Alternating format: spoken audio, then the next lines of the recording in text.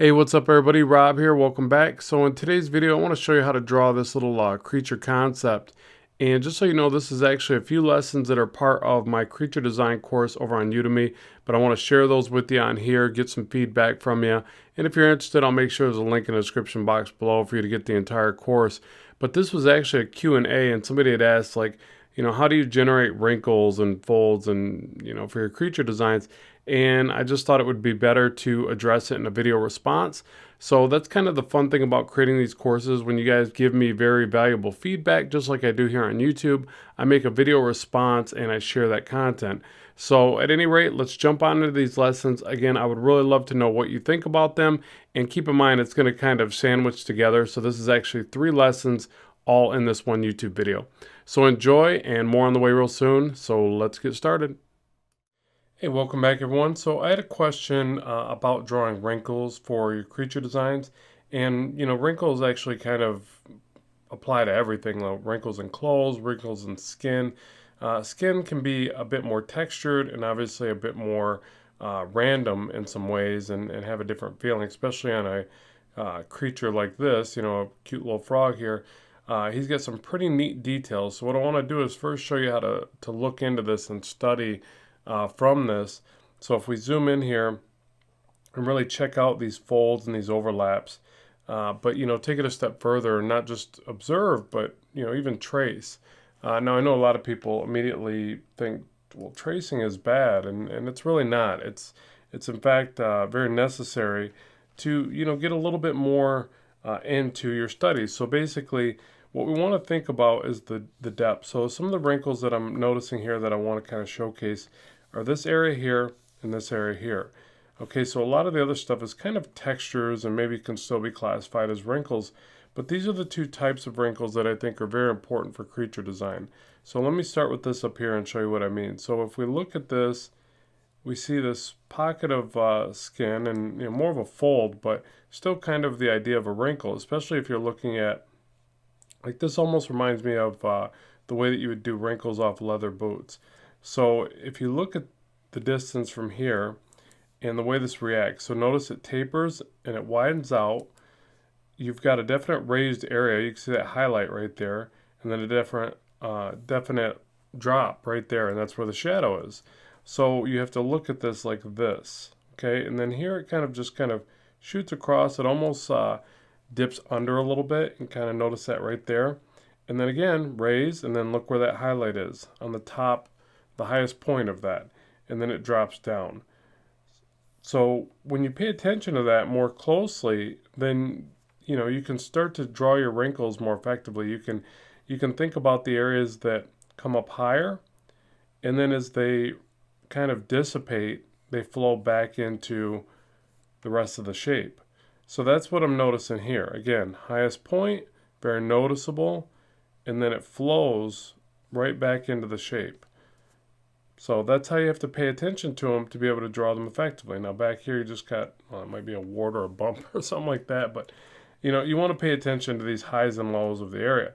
Now, as we get into here, this is a very different type of wrinkle. This is more like what you'd see in, even human skin of an elderly person or something like that. I guess you'd see a little bit of all of it, but basically these are almost like lines. And this is where I think a lot of artists have problems because, myself included, like, it's real easy to just throw a few lines in here and say, well, there's my wrinkles. And by itself, that doesn't read effectively because it's just lines. And unless you happen to get in there and shade it just the right way or color it just the right way, this isn't going to read properly. So again, if we get in even tighter and really pay attention to what these mean, yes, the most definable area is probably these lines you see here. But again, there's this tiny little overlap that's occurring.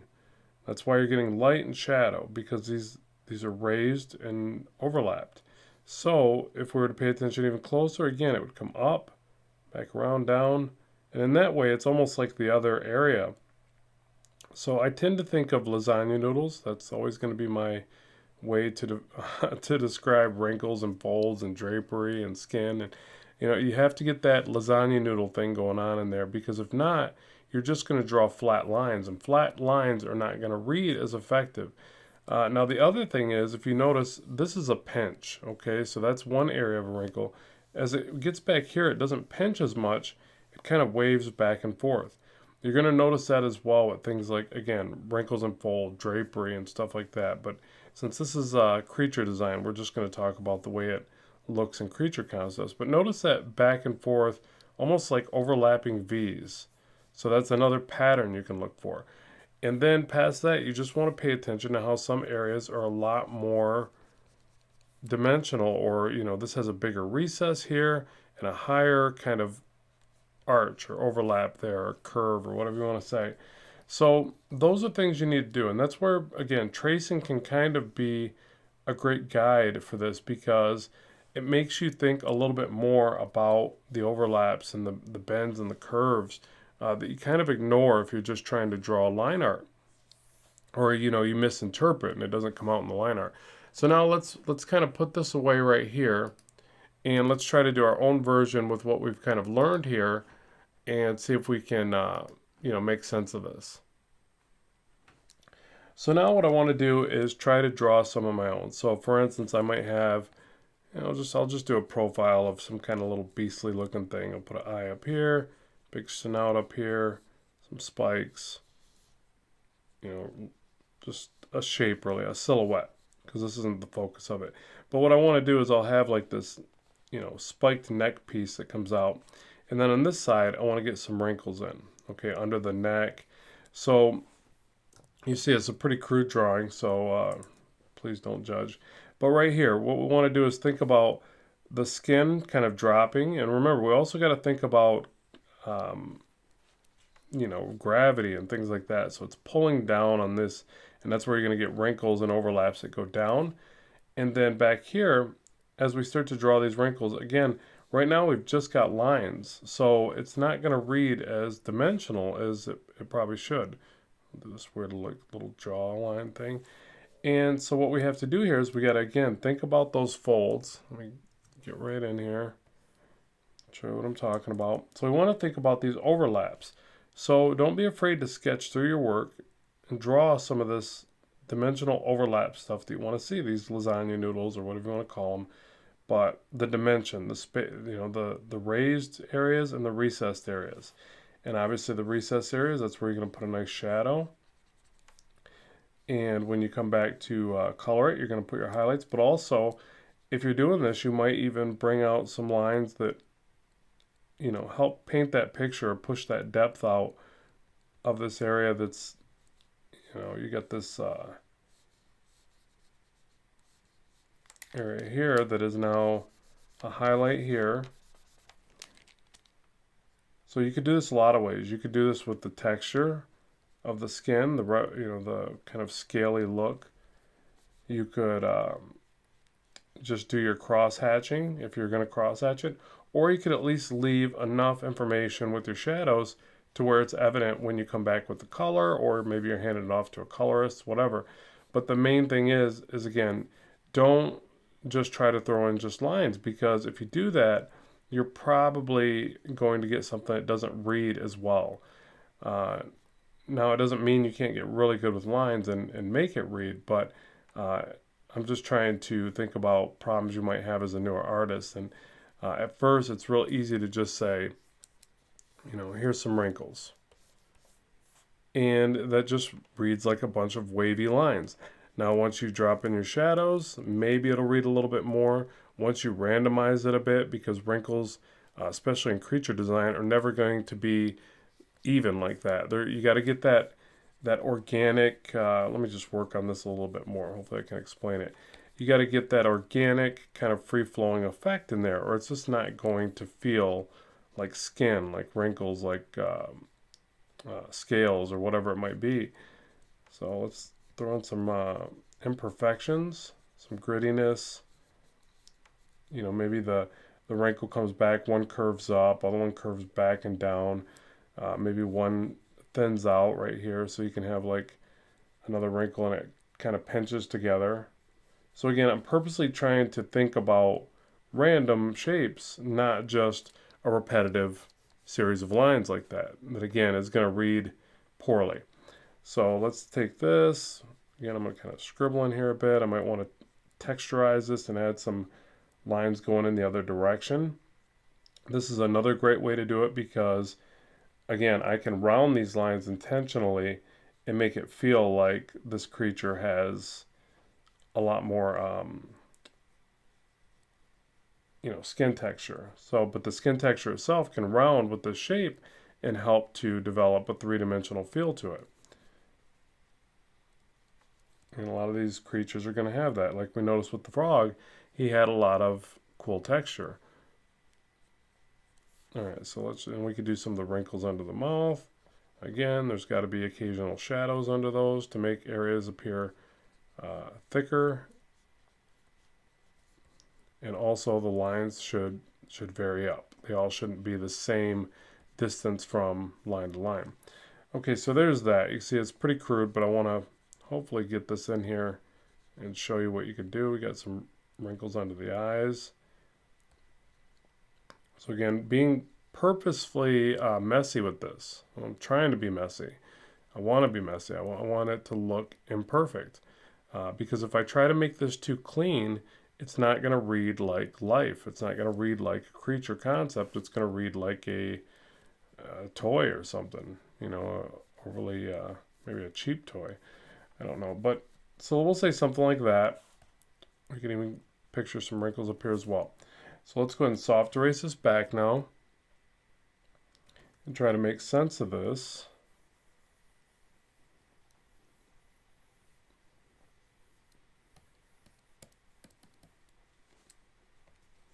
And let's do this. Let's go ahead and go to a next lesson because obviously these get too long if we put everything in one. So I'm going to take you to the next lesson. We're going to detail this and try to make this area that we're really concerned with read a bit better. So with that, let's move on to our next lesson. Okay, so now as we detail this, let's start with the shapes of shadow first. So even this, I want to get in here and kind of make this shape of shadow a bit more random. So it's real easy to just repeat, we might do a shape that we like and then just repeat it and fan it out a bit. And that's, again, something you want to fight that urge of. One of the problems I have is I always leave these little points at the very end.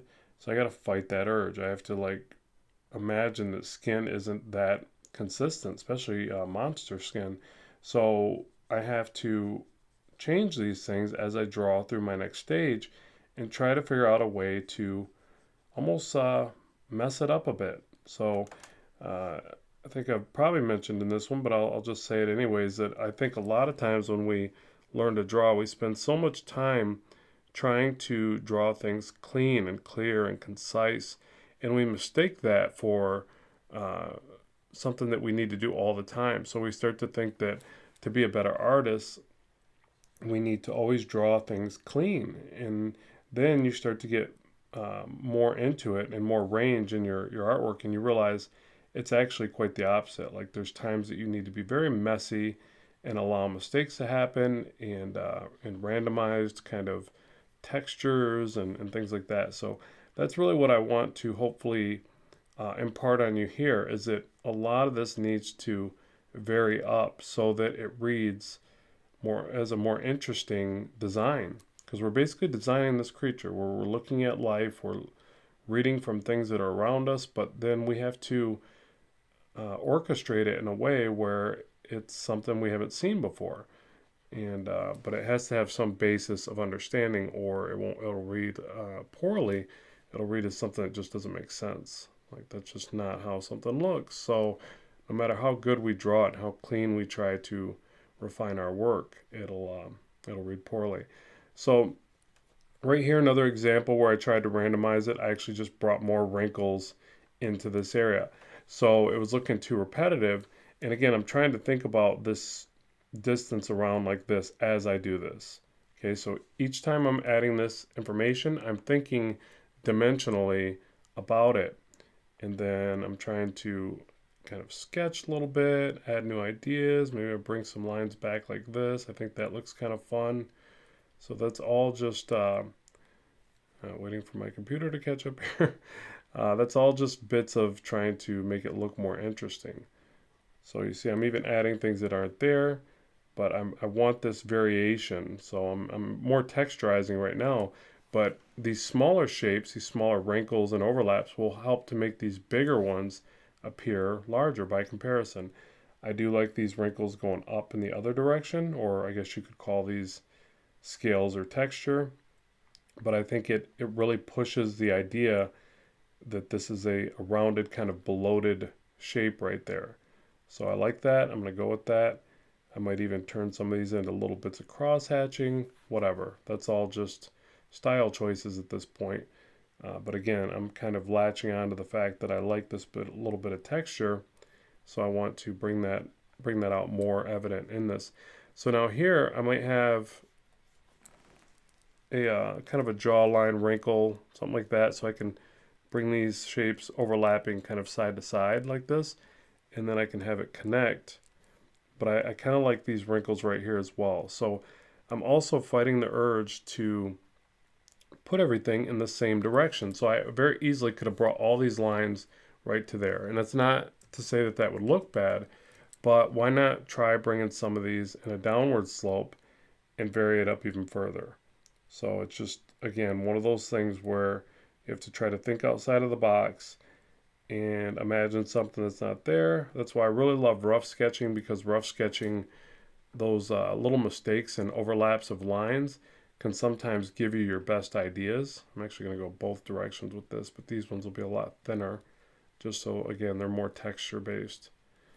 And I could get in there and do some line work, but I don't want to make it confusing either. So at this point, I'm trying to establish all this with shapes of shadow. So again, I can come up here and refine this a bit. You see I'm drawing right through what was there. I'm just using the initial rough sketch as a basic guide, but I'm not allowing it or letting it hold me accountable or hold me to one idea. I want to keep shifting the idea as I go. So some big wrinkles up here. Notice that I'm keeping those in kind of a spherical shape to bring out the tooth shape. So that's the other thing. You want to add these wrinkles in a way where they help to define the next shape. So for instance, with the eye here, we have this eye, big creature eye. I do this weird, I actually like this weird little bump just because it looks more alien. So I'm actually going to go with that. That was actually just a flaw of me drawing, but I'm going to go with it. It just looks like a more creepy, different alien kind of eye, which makes it read as not something that we've, maybe seen on this planet. I don't know, but alien. So essentially I'll do that. I'll bring that out. I'll keep doing these wrinkles. I'll put a nice heavy wrinkle right here and more the, start of the eye socket, I guess. And then as I pan back or bring these back, I'll taper them off with smaller ones. And I might even bring out this weird shape a little more. Whatever. So it's, again, just making decisions, but trying to keep these going in different directions. I might have a split where this would be, and a couple small wrinkles that come down and form the cheekbone or whatever this might be for this creature. I guess it would still be a cheekbone. So yeah, so hopefully this makes sense to you. It's really just a way of thinking, essentially, so that you don't think so flat.